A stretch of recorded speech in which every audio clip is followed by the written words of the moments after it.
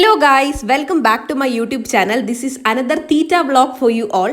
പോയി വരുമ്പോൾ എന്ത് കൊണ്ടുവരും എന്ന് ഞാൻ പാപ്പുവിനോട് ചോദിച്ചപ്പോൾ അവൻ സൗദിയിൽ എനിക്ക് കൊണ്ടുവന്നത് അൽബെയ്ക്ക് ആണ് ഗൈസ്. അൽബെയ്ക്ക് എന്ന് പറയുന്നത് എന്നും ഒരു വികാരമാണ്. അത് കഴിച്ചവർക്ക് എന്തായാലും മനസ്സിലാവും. Especially Saudi people can totally relate. അപ്പം ഞാൻ ആദ്യം പൂച്ചെപ്പോലെ മണമൊക്കെ പിടിച്ചു. പിന്നെ നിങ്ങൾക്ക് കാണിച്ചു തരാണ് അൽബെയ്ക്കിന് എഴുതിയത്.